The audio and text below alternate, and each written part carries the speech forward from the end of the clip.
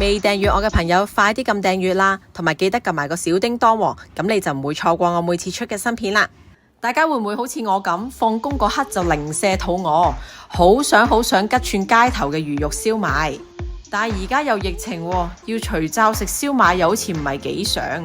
仲有啊，我對魚肉燒賣都有啲要求嘅，如果佢係特別重粉味呢，我又唔中意食嘅。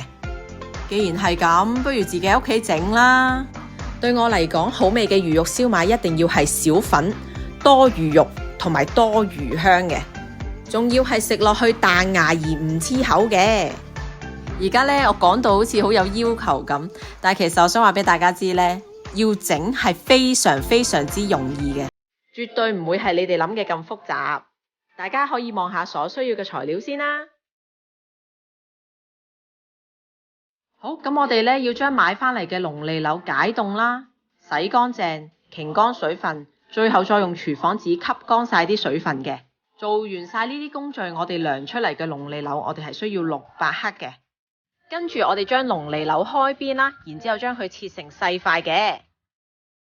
咁樣做呢，可以方便一陣間擺落攪拌機嗰度攪成蓉嘅。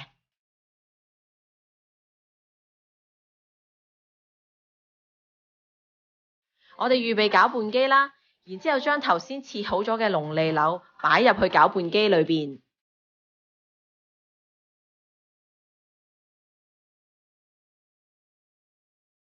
吸好個蓋啦，然之後開着攪拌機。啱啱開始嘅時候，我哋可以以慢速去打啦，之後就可以轉做中至高速去打嘅。咁啊，唔使一陣間呢啲魚肉已經打成蓉啦，望落去非常之細滑嘅。跟住呢，我哋可以將打好咗嘅魚蓉攞出嚟啦，我哋就會準備將啲魚蓉打至起膠。咁一陣間呢，我就會用廚師機去將啲魚蓉打至起膠嘅。咁其實大家唔用廚師機嘅話，就咁揾個大碗，一陣間用手去打至起膠都可以㗎。好，跟住我哋落1茶匙嘅鹽啦。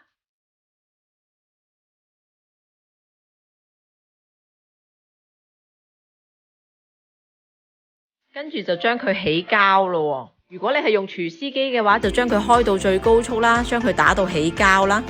呢個時候我哋可以過隔離嘆杯咖啡先啦。如果你選擇用手去打呢，暫時冇得飲咖啡住啦。咁你就用大約10分鐘嘅時間用手去打啦。嗱，咁當你見到佢大致起咗膠之後呢，就可以加入水分嘅。咁水分我就分開3次去落啦。咁我哋分開幾次落水分呢，就等佢可以慢慢將啲水分吸收啦。咁當個水分同個魚蓉 blend 勻咗之後，你會見到個狀態係非常之順滑嘅。咁我哋隨即就落埋其他調味料啦。我哋需要落2茶匙嘅糖啦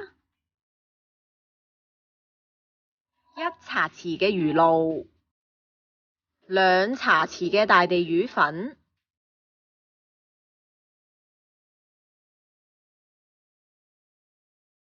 ，40克嘅豬油，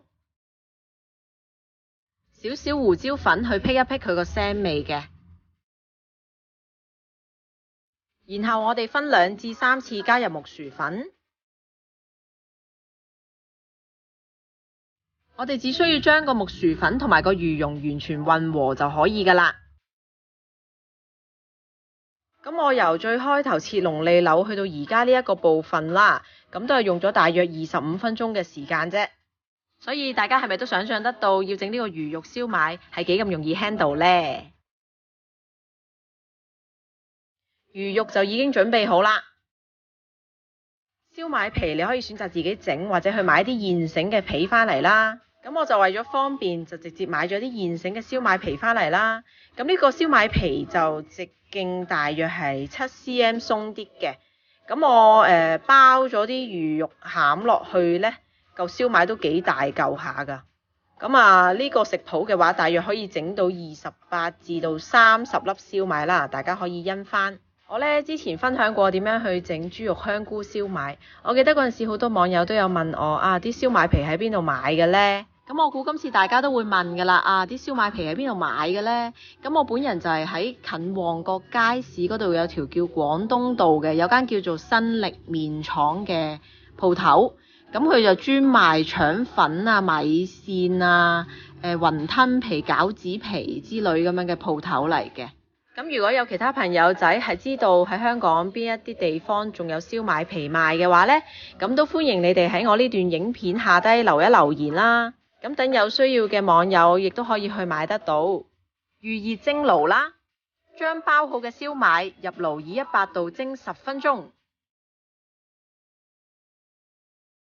話咁快，熱辣辣香噴噴嘅無添加自家製魚肉燒賣出爐啦！